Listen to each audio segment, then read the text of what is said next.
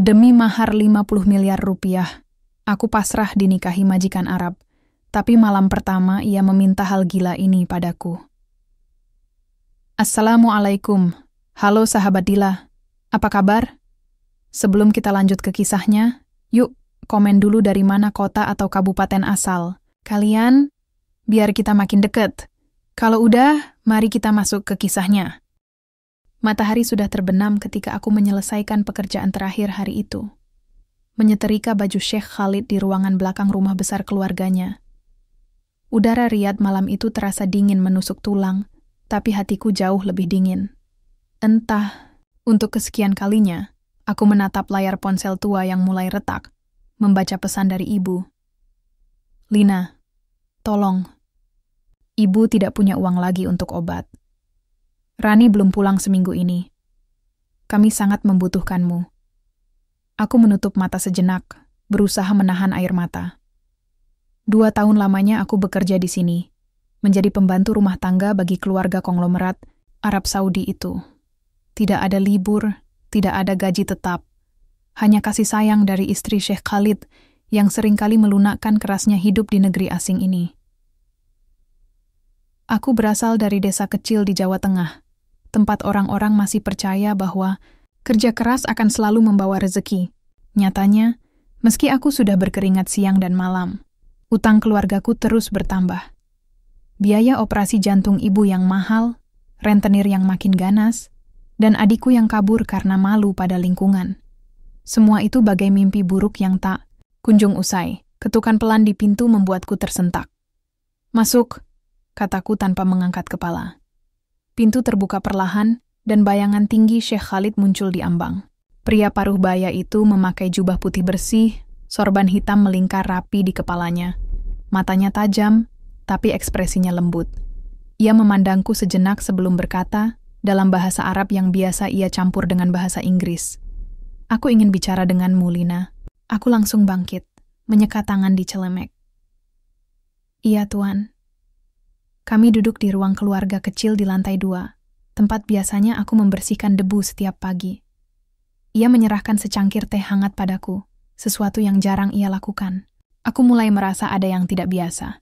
Aku tahu kamu sedang kesulitan, katanya pelan, matanya menatap lurus ke arahku. Utang keluargamu semakin banyak, adikmu hilang, ibumu sakit, dan kamu sendiri terjebak di sini tanpa kepastian masa depan. Aku diam, lidahku keluh, hatiku berdebar. Aku bisa membantumu, lanjutnya. Bahkan, aku bisa mengakhiri semua masalah itu dalam 1 langkah. Aku mendongak, bingung. Apa maksud Tuan? Ia menarik napas panjang. Aku ingin menikahimu, secara siri, selama 6 bulan. Setelah itu, kamu bebas pulang ke Indonesia dengan uang 50 miliar rupiah. Cukup untuk melunasi utang, membangun rumah baru, dan memberi masa depan yang baik untuk keluargamu.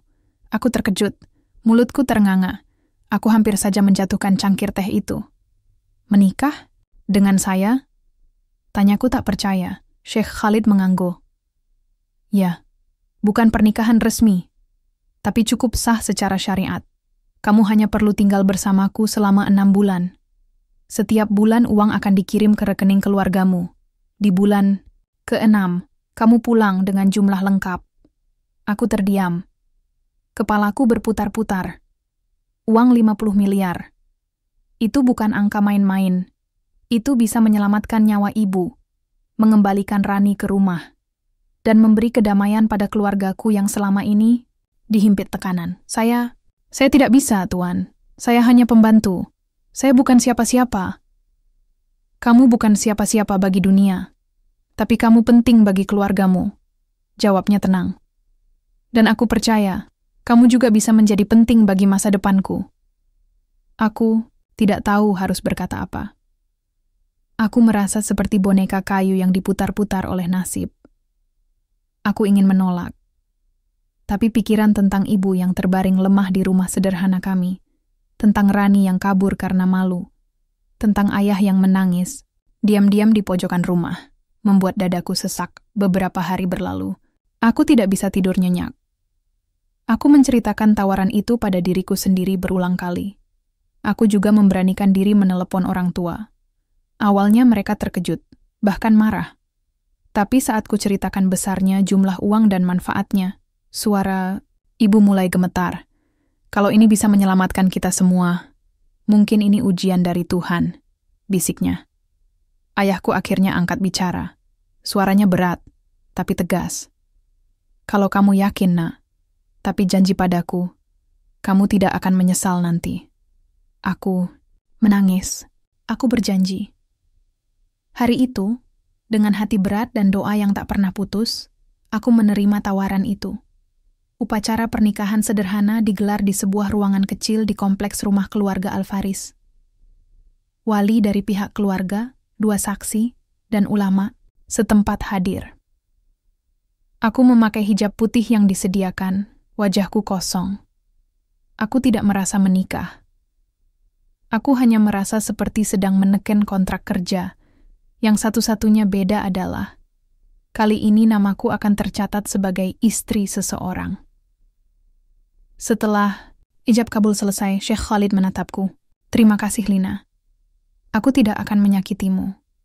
Aku hanya butuh waktu 6 bulan. Aku hanya bisa mengangguk.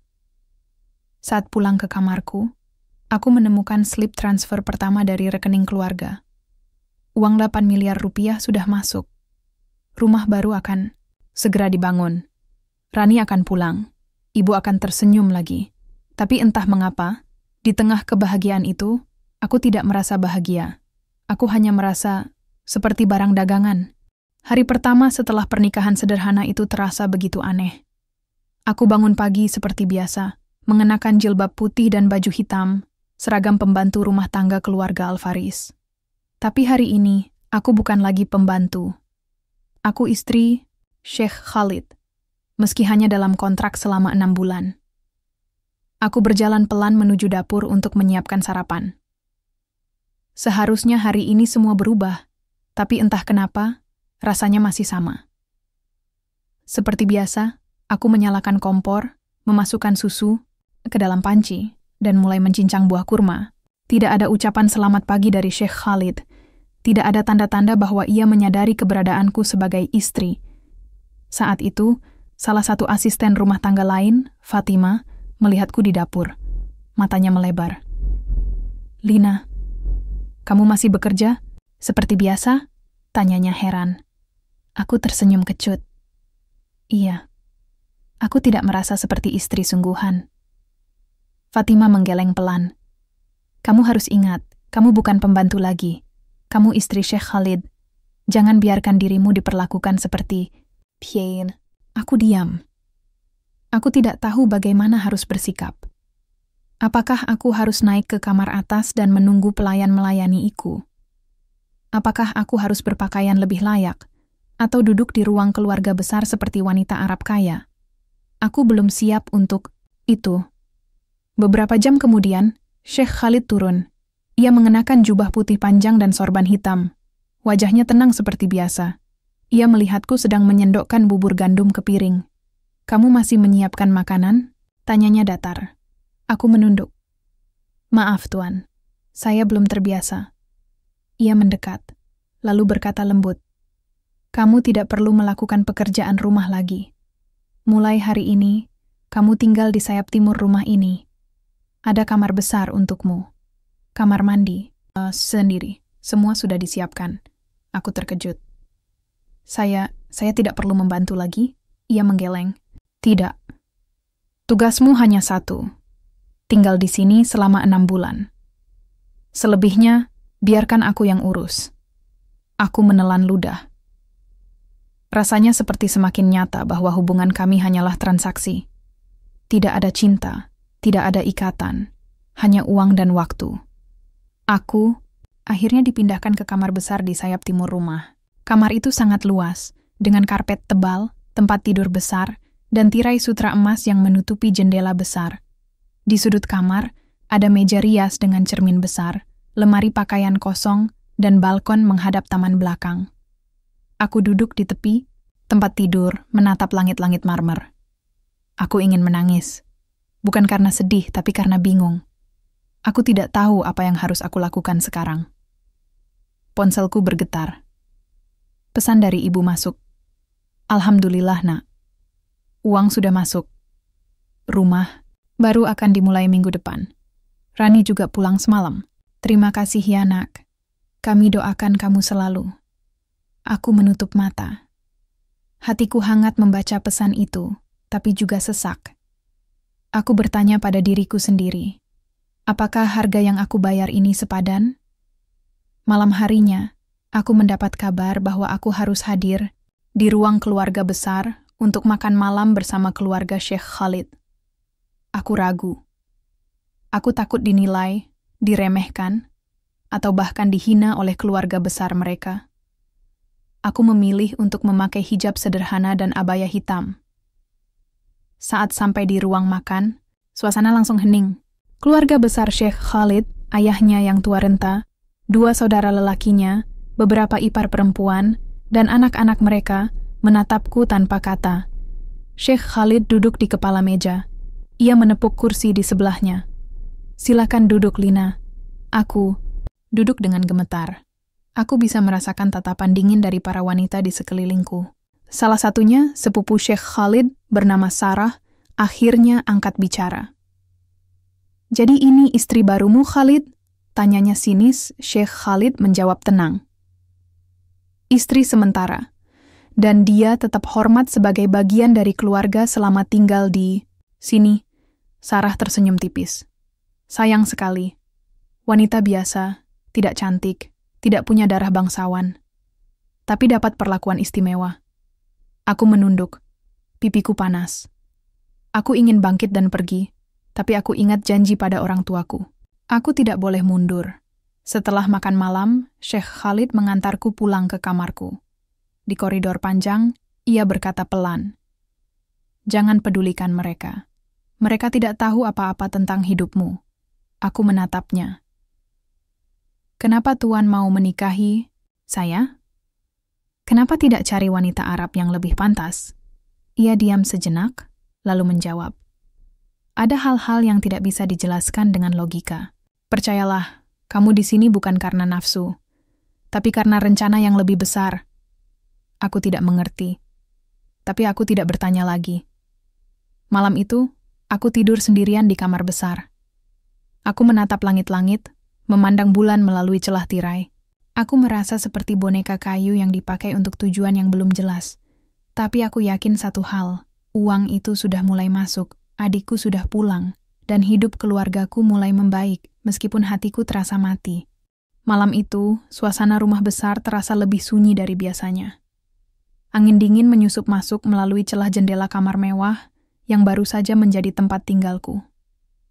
Aku duduk di tepi tempat tidur besar berbalut kain sutra putih, memandangi bayangan diriku sendiri di cermin rias. Tidak ada rasa bahagia, tidak ada kebahagiaan seperti yang seharusnya dirasakan oleh seorang pengantin baru. Aku menatap ponselku. Pesan dari ibu masih tersimpan rapi. Alhamdulillah, kami sudah bisa bernapas lega. Terima kasih, Nak.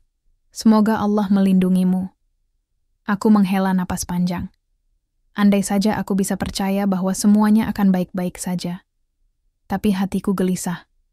Seperti ada sesuatu yang belum selesai, atau mungkin belum dimulai. Tepat saat jam menunjukkan pukul 10 malam, pintu kamarku diketuk perlahan.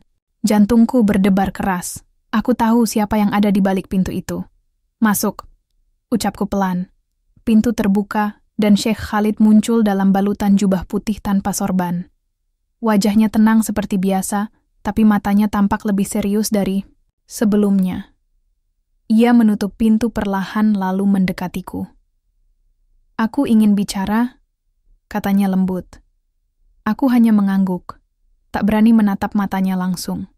Ia duduk di kursi depan meja rias, sementara aku tetap di tempat tidur. Keheningan menyelimuti ruangan selama beberapa detik sebelum ia akhirnya bersuara. "Ini malam pertama kita," katanya datar. "Tapi kamu harus tahu, ini bukan malam seperti yang kamu bayangkan." Aku mendongak. Matiku mulai berkaca-kaca. Saya tidak mengharapkan apa-apa, Tuan. Saya hanya ingin menjalani waktu ini dengan tenang." Ia tersenyum tipis. Aku senang mendengarnya. karena aku juga tidak akan menyentuhmu sebagai suami istri. Aku terkejut. Maksud Tuan? Ia menatapku lurus-lurus. Aku menikahimu bukan untuk memiliki tubuhmu, bukan untuk nafsu, tapi untuk satu hal yang lebih besar daripada itu. Aku bingung. Hal apa, Tuan? Syekh Khalid bangkit, lalu berjalan menuju balkon. Ia membuka tirai sutra emas, membiarkan angin malam masuk. Suaranya terdengar rendah tapi tegas ketika ia berkata, "Aku dilahirkan dalam keluarga besar yang sangat dihormati. Ayahku adalah salah satu ulama terkemuka di Riyadh. Saudara-saudaraku semua punya anak laki-laki. Tapi aku, sampai hari ini, belum punya keturunan." Aku diam, mendengarkan setiap kata yang ia ucapkan. Keluargaku menuduhku mandul. Bahkan ada yang bilang aku dikutuk karena kesombongan. Aku sudah mencoba segala cara, medis maupun spiritual, tapi hasilnya nihil. Aku merasakan bulu kuduku berdiri. Hingga suatu malam, seorang ulama tua datang padaku. Dia berkata, "Anakmu tidak akan lahir dari wanita Arab, tapi dari seorang wanita Indonesia yang suci dan jujur hatinya." Aku tidak percaya pada awalnya, tapi semakin lama, firasat itu terus menghantuiku. Dan kemudian, aku bertemu denganmu. Aku menahan napas. Aku tidak percaya apa yang sedang kudengar. Aku menikahimu karena percaya pada ramalan itu. Aku percaya kamu adalah kunci dari doa-doa yang selama ini aku panjatkan. Tapi percayalah, aku tidak akan menyakitimu. Kamu hanya perlu tinggal bersamaku selama 6 bulan. Setiap bulan, uang akan terus masuk ke rekening keluargamu. Di bulan ke-6, kamu akan menjadi ibu dari anakku melalui program bayi tabung. Aku terpaku. Duniamu terasa goyah. Bayi tabung?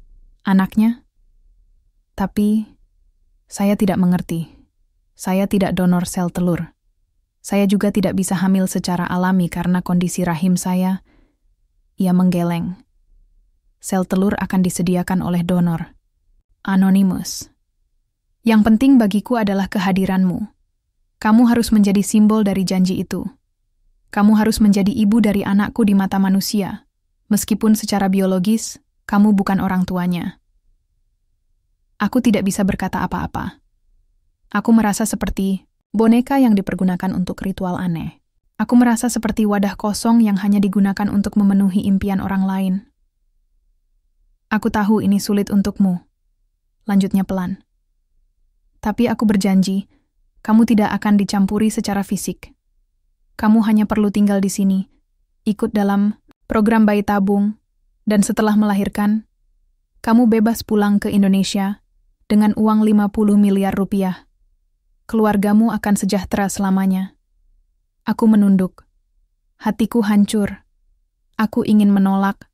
Aku ingin kabur. Tapi pikiranku langsung tertuju pada ibuku yang sudah bisa bernapas lega, pada Rani yang akhirnya pulang ke rumah. Aku tidak punya pilihan. Saya terima, Tuan, bisiku lirih. Syekh Khalid mengangguk. Terima kasih, Lina. Ia berjalan keluar dari kamarku tanpa menyentuhku. Pintu ditutup perlahan. Aku dibiarkan sendirian lagi. Aku rebahkan diri di tempat tidur, menatap langit-langit. Air mata mulai mengalir tanpa suara. Aku bukan istri, aku bukan pacar, aku bukan wanita yang dicintai. Aku hanya wadah. Hari pertama program bayi tabung dimulai seperti biasa. Dingin dan penuh kecemasan. Aku diberitahu oleh asistennya Syekh Khalid bahwa mobil akan menjemputku pagi ini untuk membawaku ke sebuah klinik eksklusif di pinggiran Riyadh. Tidak ada penjelasan lebih lanjut selain satu kalimat singkat dari Syekh Khalid saat ia memberiku secangkir teh hangat pagi itu. Jangan takut, semua sudah diatur. Aku hanya bisa mengangguk tanpa suara. Mobil hitam besar menjemputku jam 8 pagi. Di dalamnya, sudah menunggu seorang wanita muda berjilbab putih, memakai jubah sederhana. Wajahnya lembut, matanya tajam tapi teduh. Ia memperkenalkan dirinya sebagai Dr. Hana, dokter spesialis reproduksi yang akan menangani seluruh proses bayi tabung. Aku senang akhirnya bertemu langsung denganmu, katanya ramah dalam bahasa Indonesia yang fasih. Aku sering mendengar tentang kamu dari Sheikh Khalid. Aku tersenyum tipis. Saya tidak tahu banyak tentang proses ini. Saya hanya ikut saja. Dokter Hana mengangguk. Itu wajar. Tapi percayalah, kamu aman bersamaku. Aku akan menjagamu baik-baik. Kami sampai di klinik beberapa puluh menit kemudian. Bangunan itu terletak di tengah gurun pasir, tersembunyi dari pandangan publik. Tidak ada plang nama besar, hanya pagar tinggi dan gerbang elektrik yang membuka begitu mobil kami terdeteksi. Di dalam, suasana terasa sangat eksklusif. Lantai marmer, bau antiseptik, dan staf medis yang ramah namun jarang bicara. Aku dipandu ke ruang konsultasi pribadi. Di sanalah aku mulai mendapat penjelasan lengkap tentang tahapan yang akan kujalani. Inseminasi buatan dengan sperma milik Sheikh Khalid dan sel telur dari donor anonymous. Aku hanya perlu menjadi ibu secara hukum dan melahirkan anak tersebut setelah 9 bulan. Kamu tidak akan merasakan sakit fisik yang berlebihan, kata Dokter Hana. Tapi emosimu harus kuat. Ini bukan proses biologis biasa. Ini juga soal keyakinan. Aku diam. Aku tidak yakin apakah ini ujian atau hukuman. Yang pasti, aku tidak punya pilihan. Beberapa hari berlalu. Proses awal dimulai dengan suntikan hormon dan pemeriksaan rutin. Tubuhku mulai terasa aneh, panas dingin, mual ringan, dan emosi yang naik turun. Aku mencoba tetap tegak, meskipun hatiku terus menangis. Pada suatu sore, Sheikh Khalid datang menjengukku di klinik. Ia membawa buku kecil berwarna hijau tua. Aku bawakan ini untukmu, katanya sambil menyerahkan buku itu. Aku membukanya. Itu adalah kumpulan doa-doa khusus untuk wanita yang ingin hamil.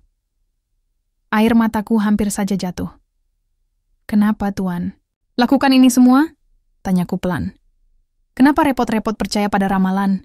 Kenapa tidak adopsi saja? Ia menatapku dengan tatapan tenang.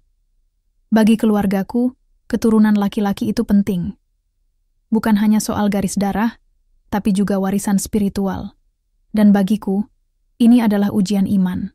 Aku percaya Allah mengirimmu kepadaku karena alasan tertentu. Aku tidak tahu lagi apa yang harus kukatakan. Setiap minggu, aku bolak-balik ke klinik. Kadang sendiri, kadang ditemani Sheikh Khalid. Lama-lama, hubungan kami mulai berubah. Ia tidak lagi terasa seperti majikan, tapi lebih seperti teman yang peduli. Ia sering menyelipkan nasihat lembut, atau sekadar duduk diam di sampingku saat aku merasa lemah. Tapi tidak semua orang senang melihat kedekatanku dengannya. Suatu malam, saat aku sedang duduk di balkon kamarku, seseorang mengetuk pintu. Aku membukanya, dan di depanku berdiri seorang wanita berjilbab gelap. Usianya mungkin sekitar 30-an. Matanya sayu, tapi penuh semangat. Namaku Mira, katanya. Aku mantan istri sementara Sheikh Khalid. Aku terkejut. Jantungku berdebar keras. Ada banyak dari kami, lanjutnya pelan. Wanita yang dipaksa hal serupa. Tapi tidak satu pun dari kami berhasil hamil. Aku khawatir kamu akan bernasib sama. Aku tidak tahu harus berkata apa. Hatiku mulai ragu. Apakah ini benar-benar bisa berhasil? Dan jika berhasil, apakah aku siap menjadi ibu dari anak yang bukan darah dagingku? Hari itu udara Riyadh terasa lebih panas dari biasanya. Langit biru menyala, dan angin gurun membawa pasir halus yang menempel di jendela kamar mewahku. Aku duduk termenung di atas tempat tidur. Tangan gemetar memegang buku doa yang diberikan oleh Sheikh Khalid beberapa hari lalu. Hatiku tidak tenang. Kata-kata Mira masih terngiang-ngiang di telingaku. Ada banyak dari kami, wanita yang dipaksa hal serupa. Tapi tidak satu pun dari kami berhasil hamil. Aku tidak bisa menghilangkan rasa penasaran. Siapa saja mereka? Di mana mereka sekarang? Dan apakah benar semua wanita yang pernah menjadi istri sementara Sheikh Khalid juga gagal melahirkan? Pertanyaan-pertanyaan itu terus menghantuiku hingga suatu pagi. Saat aku sedang sarapan sendirian di ruang makan kecil sayap timur rumah besar keluarga Al-Faris. Aku mendengar percakapan pelan antara dua pembantu yang membersihkan meja sebelah. "Kamu dengar kabar tentang mantan istri si Rituan?" bisik salah satu dari mereka. "Maksudmu yang dari Filipina?" Katanya dia kabur ke Lebanon setelah gagal hamil. Keluarga besar marah sekali. Aku langsung menegakkan punggung. Jantungku berdebar keras. Iya, dia sempat dirawat di klinik rahasia selama beberapa bulan, tapi hasilnya nihil. Setelah itu ia hilang begitu saja. Aku menutup mulutku rapat-rapat agar tidak bersuara. Kepalaku mulai berputar-putar. Aku harus tahu lebih banyak. Beberapa jam kemudian, kesempatan itu datang. Saat Dr. Hana datang untuk memeriksaku seperti biasa, aku memberanikan diri bertanya, "Dokter, apa ini pertama kalinya ibu menangani kasus seperti saya?" Dr. Hana menatapku sejenak, lalu tersenyum tipis. "Bukan, tapi kamu adalah yang pertama yang sampai tahap ini lagi setelah beberapa tahun terakhir." Aku mengerat-kerat ujung baju abaya hitamku. "Jadi, ada orang lain sebelum saya?" Ia menghela napas. "Ada, beberapa. Tapi semuanya gagal.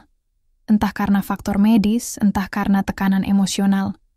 Banyak dari mereka akhirnya meninggalkan program ini atau dipindahkan ke tempat lain." Aku menunduk. Rasa takut mulai merayap masuk ke dalam hatiku. Saat malam tiba, aku mencoba mencari Mira lagi. Untungnya, ia masih tinggal di Riyadh, dalam kondisi yang sangat memprihatinkan. Ia tinggal di sebuah apartemen kecil di pinggiran kota, dekat permukiman buruh asing. Kami bertemu diam-diam di sebuah warung kopi sederhana yang sepi pengunjung. Mira tampak lelah, matanya berkantuk, tubuhnya kurus. Tapi sorot matanya tetap tajam. "Aku senang kamu mau datang," katanya pelan, menyeruput teh hangat. "Aku khawatir kamu akan bernasib sama sepertiku." Aku menatapnya. "Ceritakan semuanya, aku ingin tahu." Mira menarik napas panjang. "Aku dulunya TKW dari Sumatera, seperti kamu, aku bekerja di keluarga konglomerat Saudi. Suatu hari, Sheikh Khalid menawarkan hal yang sama padaku. Uang, keselamatan keluarga, dan kontrak 6 bulan. Aku menerimanya tanpa tahu maksud sebenarnya. Aku diam, mendengarkan dengan tegang. Selama beberapa bulan, aku menjalani program bayi tabung. Aku divonis tidak subur, jadi mereka menggunakan donor sel telur juga. Tapi, embrio tidak pernah bisa menempel. Aku sudah mencoba 3 kali, tapi gagal terus. Akhirnya, keluarga besar Sheikh Khalid menyalahkanku. Mereka bilang, aku tidak suci atau tidak layak jadi alat Tuhan. Aku menahan napas. Aku dikeluarkan dari rumah besar. Aku dikembalikan ke agen tenaga kerja, lalu dikirim pulang, tanpa uang sepeser pun. Semua janji itu hanya angin lalu. Aku merinding. Aku tidak bisa membayangkan jika nasib itu akan menimpaku juga. "Lina," kata Mira dengan mata berkaca-kaca, "jika kamu punya kesempatan untuk kabur, ambillah, sebelum terlambat." Aku menatapnya tanpa suara. Di luar, angin malam bertiup kencang. Aku tidak tahu lagi apa yang harus aku percaya. Apakah aku benar-benar menjadi bagian dari rencana Tuhan, atau hanya alat dalam mimpi kosong seorang pria yang haus keturunan? Aku tidak bisa tidur semalaman. Bayangan wajah Mira masih terngiang-ngiang di kepalaku. Kata-katanya terus berputar-putar dalam pikiran. "Jika kamu punya kesempatan untuk kabur, ambillah, sebelum terlambat." Tapi bagaimana mungkin aku kabur? Uang sudah masuk ke rekening keluargaku. Rumah baru sedang dibangun. Rani pulang dan tersenyum lagi. Aku tahu betul, jika aku pergi sekarang, semua itu akan hilang begitu saja. Pagi itu, Dr. Hana datang lebih awal dari biasanya. Ia membawa sebuah tablet kecil dan senyum samar di bibirnya. Aku langsung tahu ada sesuatu yang penting. "Lina," katanya pelan sambil menunjukkan layar tablet. "Kamu positif hamil." Aku membelalakkan mata. Jantungku berdebar keras. "Tidak percaya." Serius?" Suaraku gemetar. Dr. Hana mengangguk. Hasil tes darah menunjukkan kadar HCG meningkat. Embrio berhasil menempel. Kamu sedang mengandung bayi laki-laki Sheikh Khalid. Aku tidak bisa berkata apa-apa. Air mataku jatuh tanpa suara. Bukan karena bahagia, lebih seperti rasa takut yang akhirnya menjadi nyata. Aku merasakan sesuatu di dalam diriku mulai berubah. Bukan hanya fisik, tapi juga hati. Sejak hari itu, segalanya berubah. Sheikh Khalid sangat bahagia. Ia memelukku untuk pertama kalinya sejak kami menikah. Matanya berkaca-kaca. Allah mendengarkan doaku, bisiknya. Terima kasih, Lina. Aku hanya bisa tersenyum getir. Aku ingin merasakan kebahagiaannya. Tapi entah kenapa, hatiku malah semakin gelisah. Namun, tidak semua orang menyambut kabar ini dengan sukacita. Beberapa hari setelah kehamilanku diumumkan secara diam-diam oleh Sheikh Khalid kepada keluarga besar, suasana rumah besar mulai berubah. Pelayan-pelayan yang dulu ramah mulai menjaga jarak. Saudara-saudara Sheikh Khalid sering memandangku dengan tatapan dingin saat aku muncul di ruang keluarga. Dan pada suatu sore, aku dipanggil ke ruang pertemuan keluarga besar Al-Faris. Aku duduk sendirian di tengah lingkaran pria dan wanita tua berwajah ketat. Di antara mereka, ada nenek tertua keluarga, Syarifah, yang usianya mungkin sudah lebih dari 70 tahun. Wajahnya keriput, matanya tajam. Kami tidak percaya padamu, kata salah satu saudara Sheikh Khalid, pria bernama Ahmed. Bagaimana kamu bisa hamil dalam waktu singkat, sementara semua wanita sebelummu gagal? Aku terdiam. Tidak tahu harus menjawab apa. Saya tidak tahu. Itu hasil dari program medis. Saya tidak melakukan apa-apa selain mengikuti prosedur. Syarifah mendengus. Kamu bukan istri asli. Kamu hanya pembantu yang dibayar. Bagaimana bisa kamu melahirkan anak lelaki untuk keluarga besar ini? Aku menunduk. Kepalaku mulai sakit. Aku merasa seperti binatang yang diinterogasi. Ahmed melanjutkan, ini pasti tipu daya. Atau kamu mencuri sperma Sheikh Khalid dan membuat embrio palsu. Kami tidak akan membiarkan bayi ini lahir atas namanya. Aku terkejut. Hatiku mulai panik. Saya tidak melakukan apa-apa, protesku. Saya hanya ikut prosedur yang ditentukan dokter. Saya tidak tahu siapa donor sel telurnya. Syarifah menatapku tajam. Kami butuh ujian DNA sebelum bayi itu lahir. Jika ternyata kamu berbohong, kamu akan diasingkan, dan uang itu akan kembali ke keluarga besar. Aku menahan napas. Aku tidak percaya apa yang sedang terjadi. Aku hanya ingin pulang ke Indonesia dengan selamat. Tapi sekarang hidupku dan janinku sedang dipertaruhkan. Setelah sidang keluarga itu selesai, Sheikh Khalid menjemputku di depan ruang pertemuan. Ia tampak marah, tapi tetap tenang. Mereka tidak mengerti, katanya pelan. Tapi aku percaya padamu. Aku percaya pada janji Tuhan. Aku menatapnya. Tapi jika ujian DNA itu gagal, mereka akan mengeluarkan saya, bahkan mungkin membahayakan janin ini. Ia menggenggam tanganku dengan lembut. Aku tidak akan biarkan itu terjadi. Aku akan melindungi kalian berdua. Percayalah, aku ingin percaya padanya. Tapi aku tahu, sekalipun ia melindungi kami, keluarga besar ini tidak akan tinggal diam.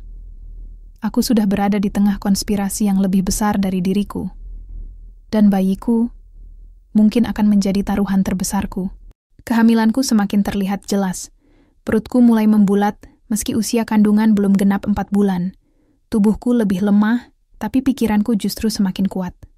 Aku tahu aku sedang membawa sesuatu di dalam diriku, sesuatu yang tidak hanya menjadi harapan Sheikh Khalid, tapi juga menjadi beban besar bagiku. Setiap hari seperti berjalan di atas tali. Aku merasa selalu diawasi. Pembantu yang dulu ramah mulai jarang menyapaku. Saudara-saudara Sheikh Khalid sering mengintip dari kejauhan saat aku makan atau sekadar berjalan di taman belakang. Bahkan pelayan wanita yang biasa menemani Dr. Hana kadang melihatku dengan tatapan curiga. Aku tahu, mereka semua menunggu ujian DNA nanti. Mereka menunggu kesempatan untuk membuktikan bahwa bayi ini bukan anak Sheikh Khalid. Dan jika itu terjadi, aku akan diasingkan. Janinku mungkin akan direbut. Dan keluargaku di Indonesia, mereka akan kehilangan segalanya lagi. Pagi itu, setelah pemeriksaan rutin di klinik, aku pulang ke rumah besar dengan hati gelisah. Langit riat mendung. Angin dingin bertiup kencang. Saat aku melewati gerbang depan, mobil hitam lain sudah menunggu. Di dalamnya duduk Mira. Ia turun begitu melihatku. Wajahnya lebih kurus dari sebelumnya. Matanya berkaca-kaca. "Lina," katanya pelan. "Aku harus bicara padamu." Aku ragu, tapi akhirnya mengangguk. Kami pergi ke pojok taman belakang, tempat tidak banyak orang bisa mendengar. "Aku datang karena aku peduli," kata Mira. "Aku tidak ingin kamu bernasib sepertiku." Aku menatapnya. "Ada apa?" Ia menarik napas panjang. "Aku baru saja bertemu salah satu asisten dokter dari klinikmu. Dia bilang, keluarga besar Alvaris sudah membuat rencana. Aku tercekat. Jika ujian DNA gagal, bayimu akan diambil dan dibesarkan oleh keluarga besar. Kamu akan dikirim pulang tanpa uang, sepeser pun. Tapi jika ternyata hasilnya positif, mereka tetap tidak akan menerimamu. Mereka akan mengusirmu setelah melahirkan dan membesarkan anak itu sendiri." Aku menahan napas. Hatiku hancur. "Tapi ada cara untuk lari sebelum itu terjadi," lanjut Mira cepat. "Aku punya teman di Lebanon. Dia bisa membantumu kabur ke sana. Setelah itu, kamu bisa pulang ke Indonesia dengan janinmu. Uang mungkin tidak akan sampai 50 miliar, tapi setidaknya kamu selamat. Janinmu aman." Aku diam. Air mata mulai menggenang. "Lina," bisik Mira, "kamu harus putuskan sekarang. Kabur atau tetap di sini dan hadapi risiko yang lebih besar." Aku menatap langit. Awan gelap bergulung-gulung. Seperti perasaanku saat ini. Sore itu, aku masuk ke kamar dan menelpon ibuku. "Bu," suaraku gemetar. "Ya nak, bagaimana kabarmu? Kamu baik-baik saja?" Aku menahan tangis. "Iya Bu, aku baik, tapi aku takut." Ibuku langsung khawatir. "Kenapa nak? Ada apa?" Aku menutup mata. "Aku hamil Bu, anak laki-laki. Tapi keluarga besar Sheikh Khalid tidak percaya padaku. Mereka ingin ambil bayiku. Mereka mungkin tidak akan biarkan aku pulang dengan uang itu." Di seberang sana, ibuku diam sejenak. Lalu ia berkata pelan, "Nak, apakah kamu masih percaya pada Tuhan?" Aku menangis. "Aku tidak tahu lagi." "Percayalah," katanya lembut. "Apapun yang terjadi, kamu sudah menyelamatkan kami. Jika kamu harus memilih antara uang atau nyawamu dan janinmu, pilihlah nyawa, karena kamu adalah anugerah terbesar bagi kami." Aku menutup telepon dengan air mata deras. Aku duduk di tepi tempat tidur, memandangi foto kecil keluargaku yang tersimpan di dompet. Rani tersenyum lebar di dalamnya. Ibuku tampak bahagia, ayahku bangga. Tapi kemudian aku melihat perutku. Di dalamnya ada nyawa baru. Bukan darah dagingku, tapi entah kenapa, aku mulai merasa sayang padanya. Aku tidak tahu lagi apa artinya menjadi ibu. Apakah harus lahir dari rahim atau cukup dari rasa cinta yang tumbuh perlahan? Esok paginya, aku bangun dengan tekad baru. Aku tidak akan tinggal diam. Aku harus bertindak. Sebelum terlambat. Kontraksi pertama datang pagi-pagi sekali. Langit riat masih gelap, dan angin dingin menyusup masuk melalui celah tirai kamar mewahku. Aku duduk di tepi tempat tidur, memegang perutku yang terasa menegang. Rasa sakit itu tidak seperti apapun yang pernah aku rasakan sebelumnya. Bukan hanya fisik, tapi juga batin. Aku hamil selama 9 bulan, menjalani setiap tahapan kehamilan dengan rasa takut dan harapan yang bergantian. Tapi hari ini, aku akan melahirkan anak laki-laki Sheikh Khalid. Pembantu langsung membangunkan Dr. Hana, dan dalam waktu singkat, mobil klinik pribadi sudah siap membawaku ke ruang operasi rahasia. Sebelum berangkat, Sheikh Khalid datang menemuiku. Ia memegang tanganku erat. "Kamu akan baik-baik saja," katanya lembut. "Kami tunggu kamu pulang bersama putraku." Aku mengangguk pelan, meskipun hatiku tidak sepenuhnya percaya padanya. Perjalanan ke klinik terasa sangat lambat. Di dalam mobil, Dr. Hana terus menenangkanku. Setibanya di sana, Aku langsung dimasukkan ke ruang operasi. Proses sesar dilakukan secara cepat dan efisien. Dalam waktu kurang dari 2 jam, bayi laki-laki itu lahir. Ia menangis keras. Wajahnya merah, tubuhnya kecil, tapi ia hidup, sehat, sempurna. Dr. Hana tersenyum sambil menunjukkan bayi itu padaku. "Selamat, Lina. Kamu berhasil." Aku menangis. Bukan karena bahagia, tapi karena bingung. Aku baru saja melahirkan seorang anak, tapi aku tidak merasa seperti ibunya. Aku hanya wanita yang ditugaskan untuk melakukannya. Beberapa hari kemudian, aku sudah bisa pulih. Bayi itu dirawat di inkubator selama beberapa hari karena prematur, tapi kondisinya stabil. Kabar kelahirannya langsung menyebar ke keluarga besar Alvaris, dan seperti yang kuduga, reaksinya campur aduk, ujian DNA segera dilakukan. Hasilnya positif. Anak itu benar-benar darah daging Sheikh Khalid. Saat itulah semua mata mulai tertuju padaku. Keluarga besar Alvaris berkumpul lagi di ruang pertemuan besar. Kali ini suasana lebih tegang dari sebelumnya. Sheikh Khalid duduk di kepala meja. Ia menatap saudara-saudaranya satu persatu. "Lina sudah menepati janjinya," katanya tegas. "Sekarang giliran kita untuk menepati janji itu juga." Ahmed, saudaranya, mendengus. "Janji? Janji bahwa ia akan pergi setelah melahirkan. Uang akan dikirim, lalu ia kembali ke Indonesia. Itu kesepakatan awal." Aku diam. Jantungku berdebar keras. Aku sudah siap. Tiket pesawat pulang sudah disiapkan. Rekeningku akan segera diisi dengan jumlah lengkap. 50 miliar rupiah. Tapi kemudian, Sheikh Khalid berdiri. Suaranya rendah, tapi tegas. Aku ingin dia tetap tinggal. Ruang rapat terdiam. Syarifah, nenek tertua keluarga, mendelik. "Maksudmu?" Sheikh Khalid menatapku. Matanya penuh arti. "Dia adalah ibu dari putraku. Meskipun secara biologis bukan darahnya, ia adalah wanita yang membawa dan melahirkannya. Dia pantas menjadi bagian dari hidup anak ini." Aku terkejut. Hatiku hancur. Tidak bisa dipercaya. "Tapi ia hanya pembantu," protes Ahmed. "Ia tidak layak jadi ibu bangsawan." Sheikh Khalid menatap saudaranya tanpa ragu. "Jika ia tidak layak, lalu di mana ketulusan kita? Di mana iman kita pada janji Tuhan?" Aku menunduk. Air mataku jatuh tanpa suara. Setelah debat panjang, keluarga besar akhirnya memberi izin agar aku tetap tinggal di rumah besar selama 6 bulan lagi untuk memastikan kondisi anak itu stabil dan hubungan kami terbangun. Setelah itu, aku bebas pulang ke Indonesia. Atau jika aku mau, aku bisa tetap tinggal sebagai bagian dari keluarga. Aku pulang ke kamarku malam itu dengan perasaan kosong. Aku duduk di balkon, menatap langit penuh, bintang. Ponselku bergetar. Pesan dari ibuku masuk. "Nak, uang sudah masuk. Rumah baru sudah selesai. Rani kuliah sekarang. Kami bahagia. Pulanglah, kamu sudah cukup berkorban." Aku menatap layar ponsel.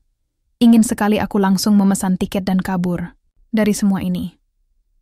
Tapi kemudian, aku melihat foto bayi laki-laki itu di atas meja. Wajahnya polos. Senyumnya belum ada. Tapi ia nyata. Dan entah kenapa, aku merasa sayang padanya. Aku tidak tahu apakah aku pantas disebut ibu. Aku tidak tahu apakah aku pantas tinggal di sini. Tapi aku tahu satu hal. Aku tidak bisa meninggalkannya begitu saja. Esok pagi, aku menemui Sheikh Khalid di ruang keluarga. "Aku ingin tetap tinggal," kataku pelan. Ia menatapku dengan tatapan tenang. "Kamu yakin?" Aku mengangguk. Aku tidak tahu apakah aku pantas disebut ibu, tapi aku ingin mencoba. Aku ingin tahu apakah cinta bisa tumbuh meski dari kesepakatan gila. Sheikh Khalid tersenyum. Cinta bisa tumbuh dari mana saja, bahkan dari pengorbanan. Aku menatap Wok. Langit-langit. Hatiku masih luka. Tapi untuk pertama kalinya, aku merasa ada harapan. Harapan untuk menjadi lebih dari sekadar wadah. Harapan untuk menjadi manusia. Dan mungkin menjadi seorang ibu.